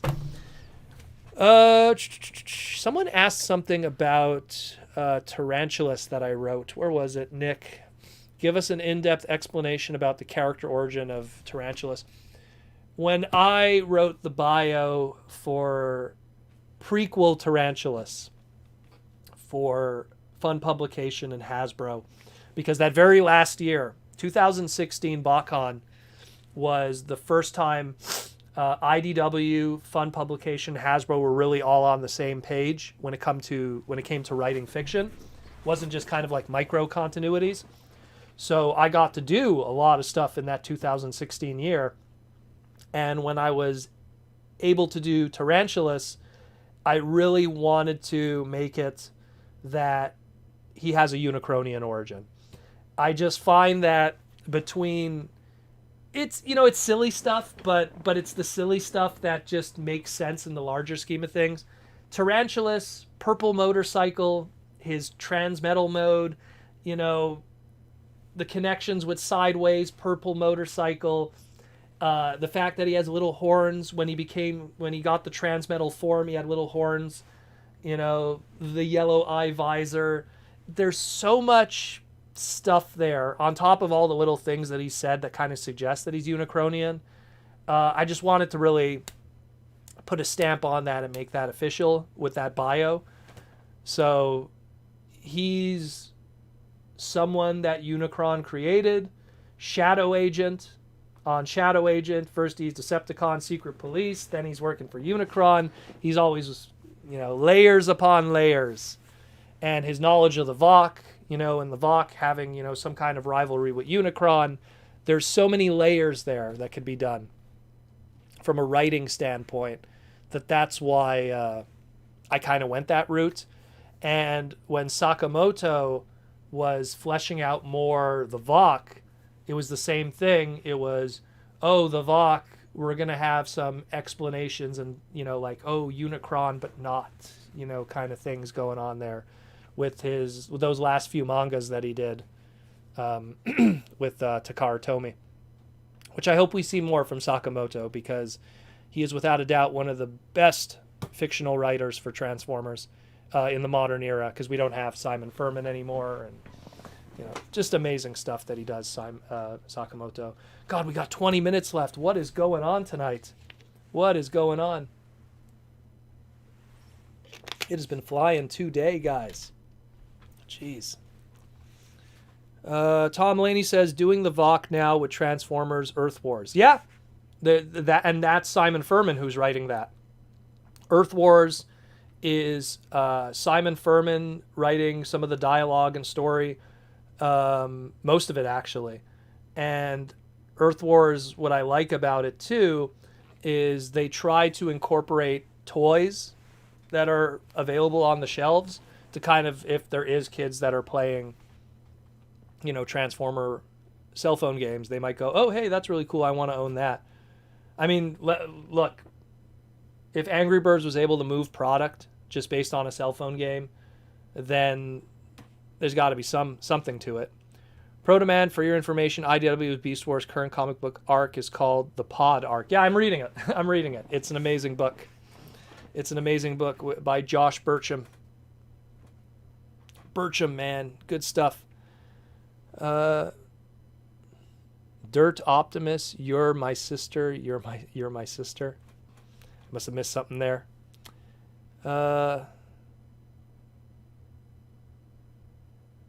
Doing the Vok now with Transformers. Maximal Elders, yeah. They're doing that story right. And they do a lot of unique stuff. And it's a shame because it's a cell phone game that the more you play it, the more it becomes a problem for you if you have a weaker phone. Because it's one of those cell phone games that when you first play it, everything's fine.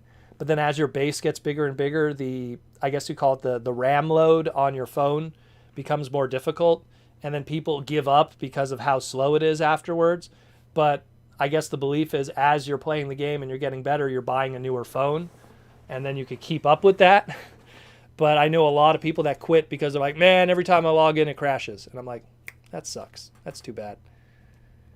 Downright Superb says, have you ever thought about expanding your YouTube channel so you could do it as a full-time job? Well, then I'd have to make more money, but that's not going to be happening in the modern YouTube world. There are many different avenues you could take. I'd fully support it. I love all your content. Well, thank you, Downright Superb. Look, let's put it this way. I'll be honest with you guys, transparent. I have 60 patrons. 60 patrons. Those 60 patrons on average leads to me making about $200 a month.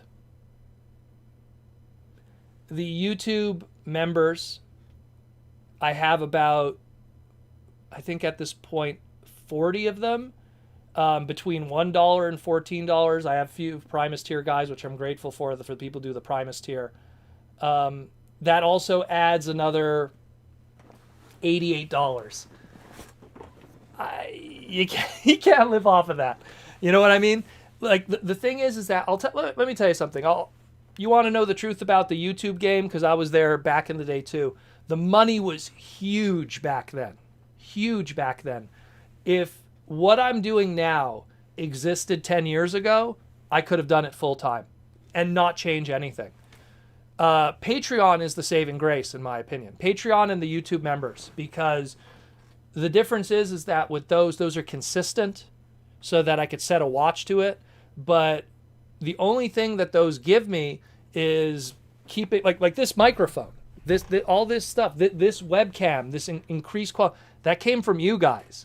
So you guys are that keep me alive in terms of like technical stuff, if anything.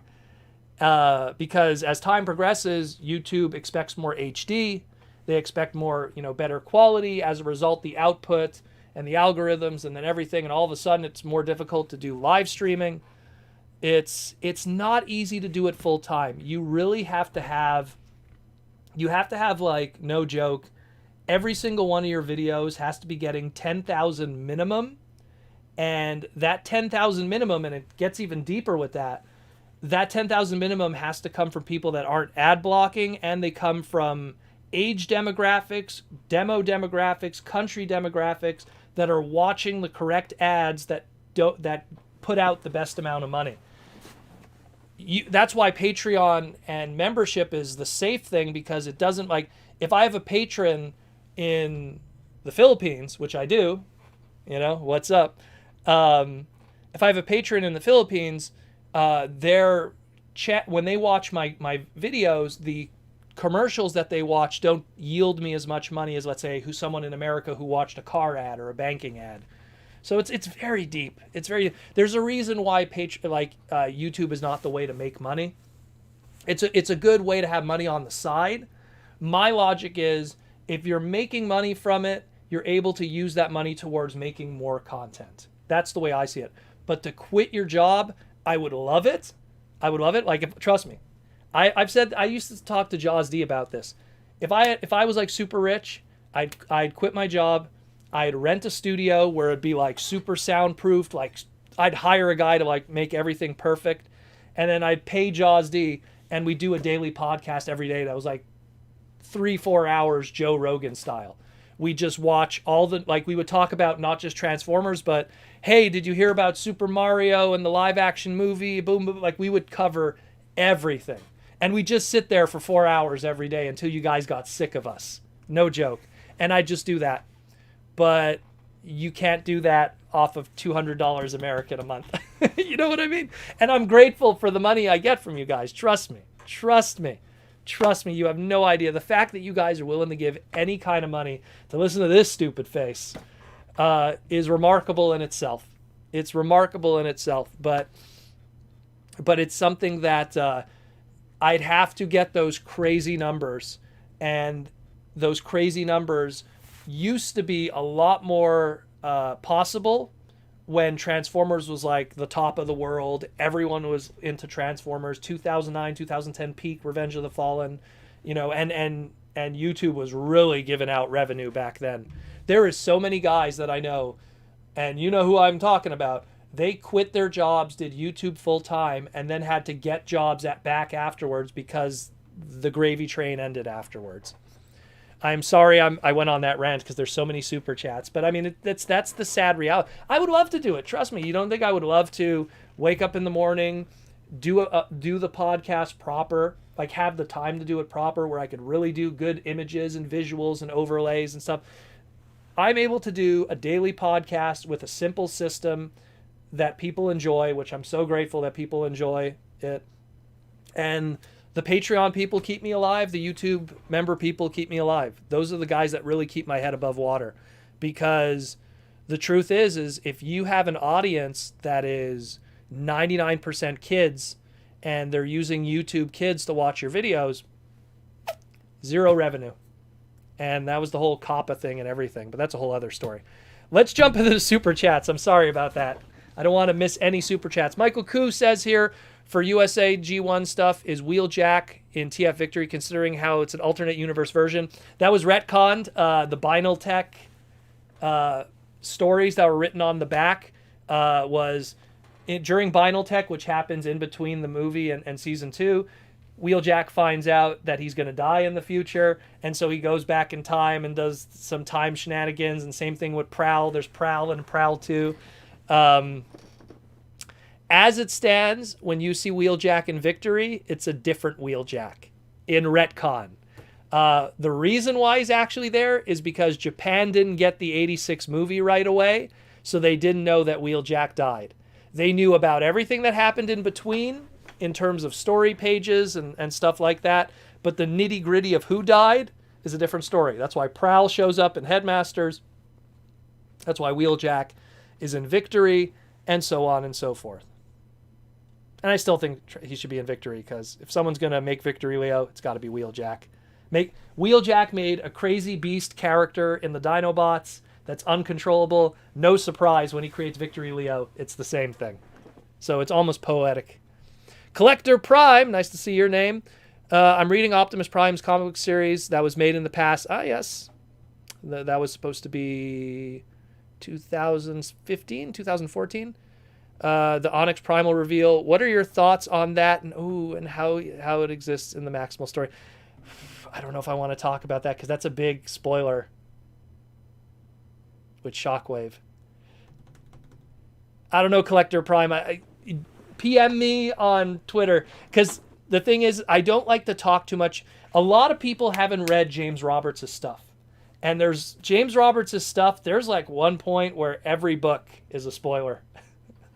Every book is like someone dies, something happens, and like Jaws D hasn't even read it yet. And I want people to read those books. That's why so many people, they're like, oh, why don't you talk about James's stuff on the podcast and everything?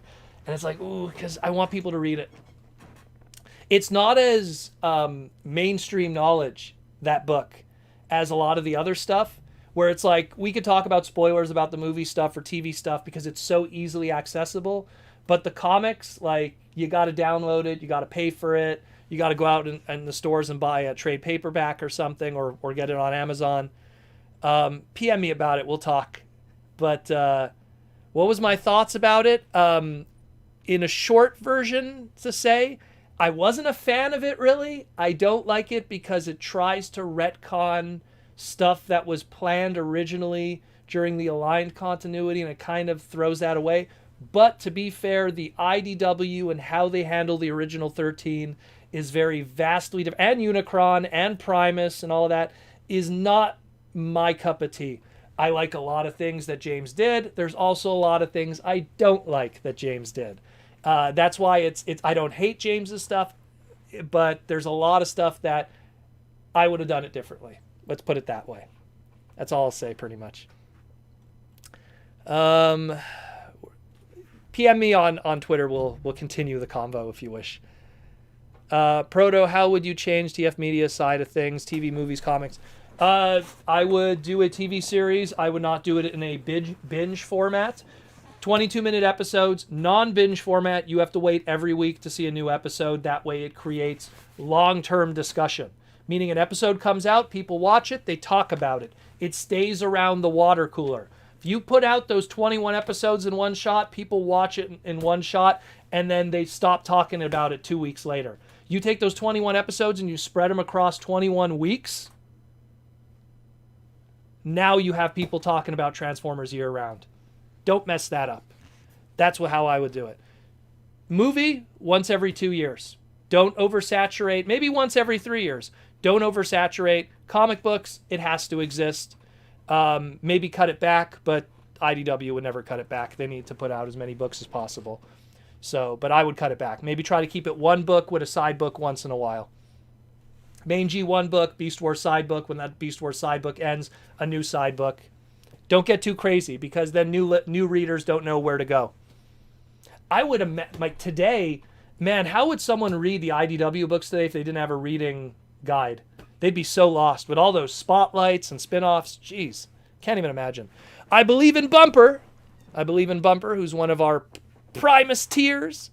Say Victory Saber gets fully funded and Hasbro has more confidence in that continuity. Which figure show would you like to see done first? Selfish one would be, I'd like to see Road Caesar, because I love the Brainmasters. The logical business answer should be Deathsaurus. They should do Deathsaurus next, and to justify him, give him like a big cannon and stuff and everything, his big black hole cannon. But I would want the Brainmasters. I would love Road Caesar. Road Caesar is probably, it's a tie for my favorite combiner team. Road Caesar and Defensor Road Caesar edges out just a little bit.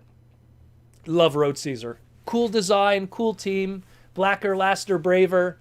Love those guys. They're chilling right. Oh, you can barely see them. Oh, you can't even see them. Okay. But yeah, they're chilling over there. But yeah, Road Caesar, 200%. Joseph Ritter with the gold super chat. Thank you, Joseph, with the gold super chat.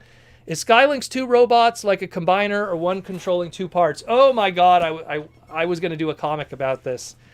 It's actually one character. Skylink's main control module is the actual bird mode, and he controls the links, like I guess telepathy-wise or whatever, radio-wise, however a robot would do it. I was going to do, many years ago, Fans Project had that 2-pack there of combiner limbs, which was Munitioner and Explorer. Munitioner was the Swindle thing, and Explorer was the Space Shuttle, aka Blastoff. We were in talks with them to do an exclusive for TFCon where Munitioner and Explorer would be Sky and Lynx. And I wanted to write a story where they were actually 2 separate entities, and it would be a comic book that I would have done with Alex Milne and Josh Perez, and maybe the cover would have been done by Matt Moylan. This was back in like 2009, 2010. No, 2011.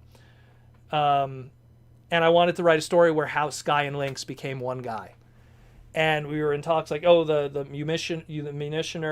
Explorer mold would have like the Sky Lynx face on the front of the shuttle, and he would have the normal robot mode like Blastoff, but he would have like a very Sky Lynx looking kind of primal robot mode face. Obviously, none of that happened. Fans Project became huge in 2010, 2011, and went on to do other stuff. But one of the many cutting room floor ideas that never happened that I kind of wished we could have done. But they are one character. I wanted to write an origin story where they were 2 separate characters that became one character that explains that.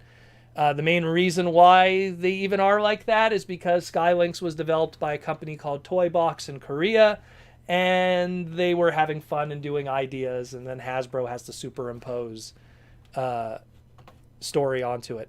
Aaron's here. What's up, Aaron? How was the convention? Aaron was at the Hall of Fame convention today, doing autographs and selling stuff in Canton, Ohio. For people that didn't see on Twitter.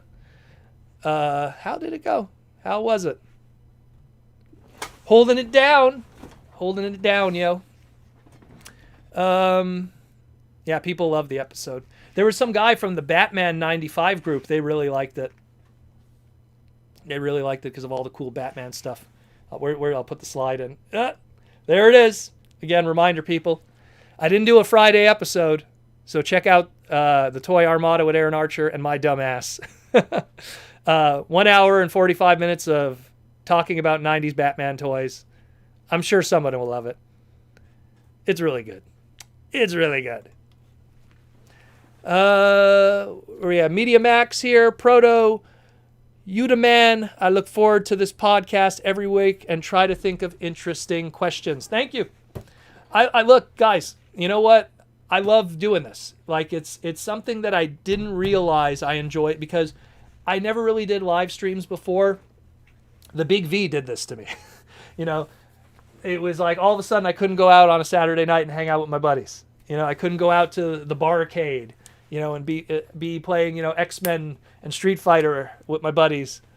So it was just like, hey, why don't I just turn on the camera and see what happens? And you guys loved it. Absolutely loved it. And I hope to continue doing this as long as I can, as long as you guys want me to do it. I mean, the numbers, look, we peaked at 180 today. And I just hope you guys enjoy what I do. The one thing I want to say, and it's gonna come off arrogant a little bit, but I have a huge knowledge of this brand from a lot of different angles, and I don't try to get too emotionally invested when it comes to my opinions of the brand. I try to look at it from a business standpoint more than like when I answered the victory question. What would I like? Road Caesar. What should actually happen? Deathsaurus. Like there's, I'm always going to give you that business answer too, because there's always a truth to it. But because of that knowledge that I have for the brand, I want to share that with people. I want to share. I was doing that prior to doing the streams. That was what I was doing at TFCon when I would do like educational panels. But that's TFCon for that, 100 and something people that are in a panel room for that weekend, where thousands of people could see it every single day. And luckily, every video gets a minimum of 1,000 views easily. Thousands of people get to learn every single day. And that's what I hope to bring to you guys more than anything, is to be entertained, because I have a lot of energy. It's amazing how I go 2 hours alone. Like I still to this day, I don't understand how I do that. I still don't understand how I do that. But it's something that to entertain you guys and to like drop some knowledge. So you guys, every time you watch a stream, you learn something new. You learn something new about the hobby that you could then take forward. And when you talk on a message board, I love seeing we talk about trademarks so much on the podcast, and no one used to talk about trademarks in the past. And now I see those conversations in message boards and stuff. Well, because these trademarks are happening right now. And it's like, I wonder where they learned that, and it makes me feel good though to see that. Thanks Proto for all the time. It's always enjoyable. Thank you, Tom. Proto, you'll go down in history synonymous with the Transformer brand. It's well deserved. We're all grateful to all. Yeah, thank you very much. I don't know about that. It always gets really weird. I was with Aaron at one of the shows. I forget which one. I think it was a TFCon. And someone brought the Covenant of Primus. And he got Aaron to sign it, and then he asked me to sign it. I didn't want to sign it because I had nothing to do with that. And I felt bad, but the guy was like, no, please. And so what I did to make up for it, I found like a big empty piece of real estate, and I drew him a Proto Man sketch in the corner, just because I felt like, if I'm going to sign it, I'll do something nice then, Oh, is it almost time? Oh my God, we're almost done. We got 2 minutes left. Holy moly. See you later, Stinkfist. Man. It flew today. We had a little bit of a hiccup before, but everything's okay right now, at least. Man, oh man. Crazy stuff. Crazy stuff. We're done for the night, pretty much. And Aaron just came at the end. But anyways, guys, again, thanks for all the love and support. I feel like a broken record every week that I say this, but, if you want to help support the podcast, Patreon and the YouTube membership, that's usually the best way. You don't just throw me money. You get access to the Discord where we just keep on rocking over there. You get your name in the end credit scrolls. You get to ask listener questions depending on what tier you're at. If you're on the top tiers, you're going to get stuff in the mail. I'll send you presents and stuff. I'm working. The second I could get access to a proper printing company, I have this big gift I want to give out to all my higher tier patrons that I want to do like this crazy thing I've been working on, like this little upgrade kit that was 3D printed for everybody. You'll see. I hope people aren't going to join just to get it too, because it's going to get crazy. I want it for the loyal patrons that have been around for at least a couple months. But again, guys, thanks again for everything. Sorry about the little hiccup before with the internet. Canadian internet is always a mess.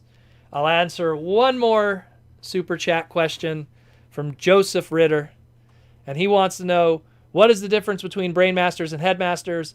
Brainmasters come from the planet Master. They had to build these suits to protect themselves because of the conditions. They are actually small robots that just turn into heads. That's just the genealogy of them. Then they created their giant transtectors to be able to survive those conditions and have giant robot bodies. Brainmasters are actually the most powerful Transformers in the universe as it's written. They don't transform into the head of the Transformer. They transform into the face. They should actually technically be called Face Masters. They go into the chest. They slide up. They are a new creation. They are known as the greatest swordsmen in the universe. They don't come from the planet Master. They come from the planet V. And they came much later. Transformers Victory is kind of like Dragon Ball. It's like if you go years later, the power levels are so high now at this point. And so guys like the Brainmasters are like super strong compared to some of the older G1 guys. And I love the Brain Masters and Road Caesar and Star Saber and all of that. You know, again, see that picture of teenage Daniel at Star Saber, like, you know, loving his Star Saber. But yeah, thanks again, everyone who came. Thanks for all the love and support. Keep on rocking. Check everything out that we put out in this crazy world of Transformers. And take care of yourselves, because it's a crazy world out there. And once again, thanks to Symbiote Studios and all their stuff. And of course, the Ploosh. It's Shark Week. Check it out, symbiotestudios.com. I'm out of here. Take care. Check out also, again, our new episode, Toy Armada, on YouTube. And if you want to also check out that thing with my dad, the Father's Day special, it's out there also. All the crazy stuff. Love you guys. Take care. And as always, roll out.